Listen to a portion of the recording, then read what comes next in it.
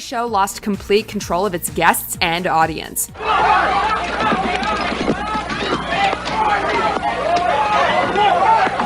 By the end, Geraldo Rivera ended up with a broken nose and a ratings smash. I'm just saying, but aren't there examples where it works? Matt, you're glib. You don't even know what Ritalin is. If you start talking about chemical imbalance, you have to evaluate and read the research papers on how they came up with these theories, Matt. Okay? That's what I've done. You want to let me finish here for a second, pal? I'm asking you the question. Then Coach, shut your mouth and let me answer the question, all right? I'll be happy to answer. Let me finish. How about, do you agree with the fact that 50% of all porn is controlled by the mob and 90% of all money made from hard porn through the distribution is handled by the mob? Do you believe with that, Porn? You don't believe with that? And today, we're counting down our picks for the top 10 most confrontational talk show moments. For this list, we'll be looking at the most confrontational talk show moments. To qualify, the moment must be genuine in some way, so staged confrontations like Jerry Lawler's fight with Andy Kaufman on David Letterman will not be considered. We're going to pause here for station identification and get the hoses out here. And while R. Kelly's interview with Gayle King on CBS This Morning is infamous, it will not be included either, as the focus is solely on talk shows. How stupid would I be to do that? I didn't say you were holding... That's stupid, guys! Is this camera on me? Yes, it's on. That's stupid! Use your common sense. Don't forget the blogs. Forget how you feel about me. Hate me if you want to, love me if you want, but just use your common sense. How stupid would it be for me to, with my crazy past and what I've been through? Number 10, Dakota's birthday, The Ellen DeGeneres Show. Ellen DeGeneres is rarely caught off guard by any of her guests, which makes this particularly awkward exchange with Dakota Johnson all that more captivating. It's good to see you. Happy belated birthday. When was your birthday? It was October 4th. October 4th. You turned 30. I did. And how was the party? I wasn't invited. After inquiring about the actress's birthday party, Ellen made the mistake of mentioning that she was not invited. A throwaway joke that ended up not being true, a fact Johnson wasted absolutely no time in correcting.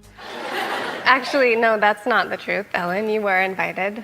Last time I was on the show, last year, you gave me a bunch of about not inviting you, but I didn't even know you wanted to be invited. Well, who doesn't want to be invited to a party? Well, I didn't even know you liked me.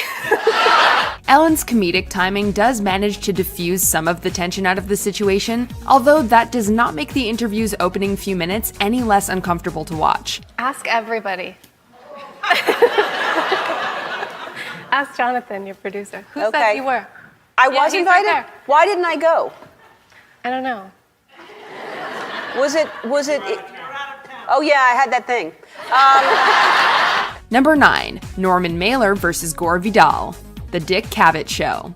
I'd really like to get into a discussion with Gore. He's been saying absolutely unspeakable things about me. He's been acting even worse than he usually does as a polemicist. He's really, he's shameless in intellectual argument. He's absolutely without character, a moral foundation, or even intellectual substance. The Dick Cavett Show had its share of explosive sessions over the years, but few compare to the sheer ferocity that defined Norman Mailer and Gore Vidal's segment. Norman did a book on women's liberation, and his attitudes towards sex, some very interesting, some quite outrageous. He was very anti-women's liberation piece, and he was very mean to a couple of the girls, particularly Kate Millett. And I answered his piece, and a number of others. Norman is taking everything too personally. While everyone got their licks in, Mailer was the driving force behind this confrontational debate, with the writer mocking Vidal's career, personality, and pretty much everything besides his political campaign. I guarantee you I wouldn't hit any of the people here because they are smaller. In what ways? Intellectually smaller. Well, let me turn my chair and join these three.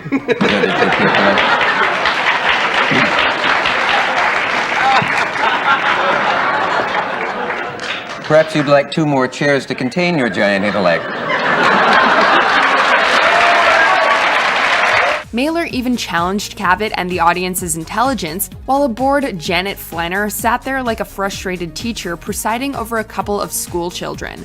While things never quite got violent on screen, Mailer reportedly headbutted Vidal earlier that night. Hey, can I talk to the audience for a Why moment? don't you fold it 5 ways and put it where the moon don't shine?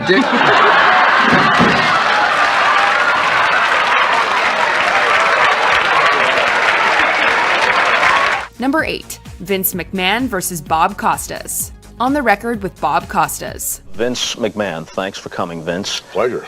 XFL ratings are down 75% from week 1.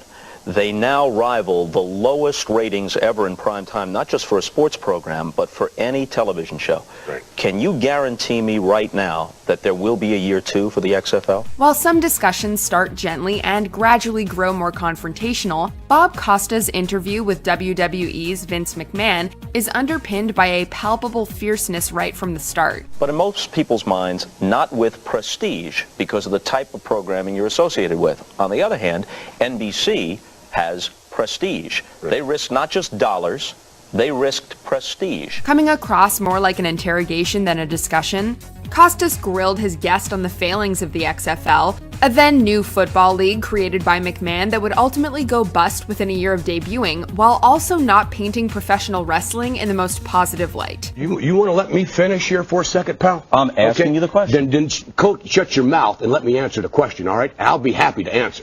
Let me finish. By the time the interview came to an end, McMahon appeared on the verge of body slamming the host, although the pair would meet up for a much more cordial episode a year later. Number 7. Morton Downey Jr. versus Seika. The Morton Downey Jr. Show. In hindsight, the Morton Downey Jr. Show was closer to programs like the Jerry Springer Show than modern-day talk shows. 10 bookstores. Yes. At 23 years old, folks, isn't this a wonderful country? 23 years old, you had 10. Where'd you get your money from? I started out with one store, very small. Mob didn't give you the money? Mob? Mob. No. The pilot episode dealing with the adult film industry instantly established the tone for the show, as the host utilized an aggressive interviewing style designed to put actress Seika immediately on the defensive. How about, do you agree with the fact that 50% of all porn is controlled by the mob, and 90% of all money made from hard porn through the distribution is handled by the mob? Do you believe with that, Port? You don't believe with that? The live audience ate up Downey's savage takedown of his guest, even if the whole thing comes across as a sensationalist stunt that sought to belittle Seika for easy ratings. You damn right it makes them right. You damn right. I'd much rather hear it from those people who have studied it than from someone who's laid down with everyone that they can find in a porn film. Much rather. It's hardly surprising that Seika walked out during a commercial break. Number 6. Patti LaBelle isn't having it. The Tyra Banks Show. Who knew that a pretty short conversation revolving around cupcakes and paper could be so uncomfortable? This has paper on it. Yeah, you can't eat the paper. Nope. Now these are but made you can with. touch them with your hands. That is true. 2 kinds of cake mix. What seems to start out as a genuine misunderstanding between Hungry Girl cookbook writer Lisa Lillian and guest Patti LaBelle regarding the paper surrounding the cupcakes quickly turns into an improv session with cringeworthy attempts at humor and condescending remarks. All things considered, LaBelle managed to keep her cool despite being spoken to like a toddler. While the animosity dies down relatively quickly, a segment about cupcakes should never have been this tense to watch. Diet hot cocoa. What is Patty saying over there? She is causing trouble. Yeah, no, what makes you think I could eat the paper, boo? Eat the paper. No paper. Paper bad, cake good. Okay, next. The incident was so infamous that it inspired a 2020 Saturday Night Live sketch starring SNL cast member Ego Wodum as LaBelle's stand-in Cookie LaFloof, and host Daniel Craig as the put-upon celebrity chef. Well, don't eat the foil. What? The aluminium foil on the. Just don't eat the foil. That's. I don't want to eat the foil. Okay. I'm making sure. Don't eat the foil. Who is this man? Number 5. Tom Cruise versus Matt Lauer. Today. I've never agreed with psychiatry, ever. Before I was a Scientologist, I never agreed with psychiatry. And then when I started studying the history of psychiatry, I started realizing more and more why I didn't agree with psychiatry. And as far as the Brooke Shields thing is, look, you gotta understand, I really care about Brooke Shields. During an interview with Today's then undisgraced host, Matt Lauer, Tom Cruise opened up about life and mental health in a rant that would arguably change the public perception of the actor forever. Matt, you have to understand this. Here we are today, where I talk out against drugs and psychiatric abuses, of electric shocking people, okay, against their will, of drugging children with them not knowing the effects of these drugs. Do you know what Adderall is? Do you know Ritalin? The strangest thing about this whole ordeal was that the interview was perfectly cordial for the first half, but the tone changed once Lauer mentioned Scientology, which snowballed into Cruz sharing his distrust about psychiatry as someone who knew the profession's long history. So you're advocating it? I am not. I'm telling you, in their case, in their individual case, it worked. I am not going to go out and say, get your kids on Ritalin, it's the cure-all and the end-all. Matt, but here's the point. What is an ideal scene in life? The interview got particularly heated once Brooke Shields became the topic of discussion, with Cruz even going so far as to describe Lauer as a glib. Maybe there are too many kids on Ritalin. Maybe electric shock Too many kids on Ritalin, Matt. I'm just saying, but aren't there examples where it works? Matt, you're glib. You don't even know what Ritalin is. If you start talking about chemical imbalance, you have to evaluate and read the research papers on how they came up with these theories, Matt. Okay? That's what I've done. Number 4, Whoopi Goldberg versus Bill O'Reilly, The View. As multiple arguments on The View can attest, it's only natural that discussions get heated when politics, religion, or 9/11 are involved. So many questions. I know you have. Yeah, so okay. Look at you. Look, every time I come on here, she's, how did this happen? Rosie O'Donnell and Elizabeth Hasselbeck had a notable exchange in 2007, but it was Bill O'Reilly's guest appearance in 2010 that saw tensions boil over to unprecedented heights. Yes, and then the guy says, and then the This is hold America. hold it. Listen to me because you'll learn. All right? O'Reilly's generalization of Muslims prompts a verbal tirade from Whoopi Goldberg, who then proceeds to leave the set alongside co-host Joy Behar. Why is it inappropriate when 70 families died? Muslims killed us on 9/11. No, oh my God, that is. In retrospect, there was not friction immediately between O'Reilly and Goldberg, but things certainly did not take long to escalate. Number 3, Rosie O'Donnell versus Tom Selleck, The Rosie O'Donnell Show. In the aftermath of the Columbine High School massacre, Rosie O'Donnell and Tom Selleck ended up in a now infamous debate over gun control. You know, I understand how you feel. This is a really contentious issue, probably as contentious and potentially as troubling as the abortion issue in this country. All I can tell you is it rushes to pass legislation at a time of national crisis or mourning.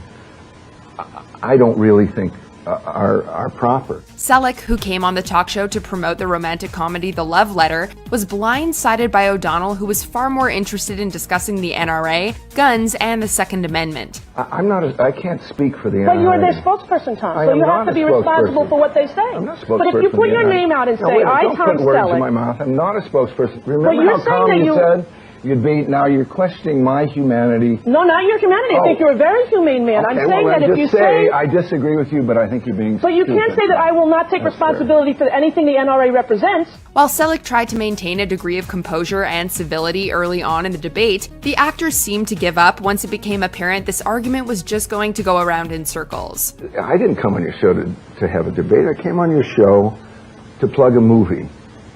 That's what I'm doing here. And that's what we did. If you think it's proper to have a debate about the NRA, I'm trying to be fair with you.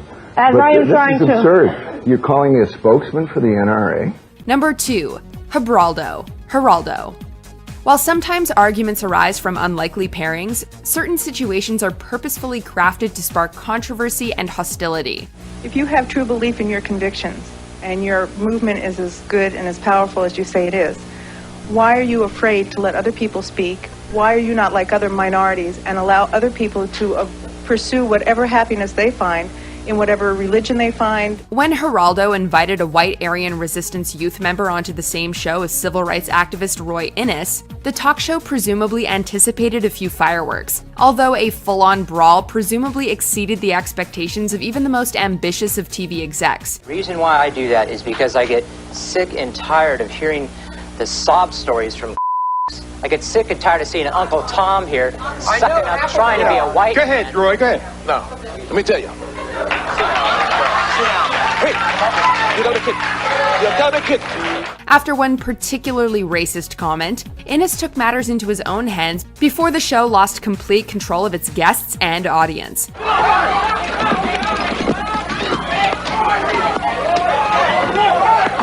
By the end, Geraldo Rivera ended up with a broken nose and a ratings smash. Before we unveil our number one pick, here are a few honorable mentions. Abel Ferrara interview, Late Night with Conan O'Brien, because Ferrara wanted to be anywhere but doing an interview with Conan O'Brien. We're gonna get those Stallone subtitles in here, right away. Meaning what? What does that mean? I didn't catch you. You're talking very lowly. Morton Downey versus Kelly Everts, The Morton Downey Jr. Show, because unwanted pelvic thrusts have no place in a civilized conversation. Let me introduce you to a new guest on home base. Her name is Kelly Everett, and she's a stripper for God. Kelly, let me tell you something, pal. If there's ever a milk strike, I'll know where to go. A rude interruption, The Wendy Williams Show, because Wendy Williams cut loose on an audience member with a disruptive phone. Somebody phone on? Yeah. Get out. Get out. Turn that phone off now. Sir, ma'am, whoever you are. Harvey Picar wilds out, Late Night with David Letterman, because bad-mouthing the host's boss on live TV is bad manners. She remarks about GE, but there's a reason that, people should be, watching GE real close that don't have nothing to do with, Robert Wright's toilet habits. And I want to tell you something about that stuff. No, wait a minute, I'm serious. No, Number one, damn it, now, man, don't mess with me. Paris Hilton, Late Show with David Letterman, because Letterman wanted to know about Hilton's time in jail and refused to let up. New York City is exciting, though, isn't it? I was born here, yeah. Yeah, good for you. How'd you like being in jail? Number 1, Jim Everett versus Jim Rome, Talk 2. Jim, good to have you on the show. Good to be here, Jim. Thank you. Check that. Chris Everett, good to have you on the show. You know what? You've been calling me that for about the last 5 years. About 2 years, actually, Chris. Well, hey, you know what? Let me say one thing. A moment so infamous, South Park parodied it more than a decade later. After years of Talk 2's Jim Rome poking fun at Jim Everett by calling him Chris instead, in reference to the female tennis player of the same name, the Los Angeles Rams quarterback dared the host to repeat it one more time during an interview. We're sitting here right now, and if you guys want to take a station break, you can. But if you call me Chris Everett to my face one more time... I already did it twice. You call it one more time, we better take a station break. Rome did so and instantly regretted it. The segment is so outlandish, it almost seems staged. However, Everett has always maintained that it was legitimate. Exactly. Well, we got no problems then. I think that you probably won't say it again. I bet I do. Okay. Chris? Considering neither party came out of this scuffle looking particularly good, it does seem pretty real.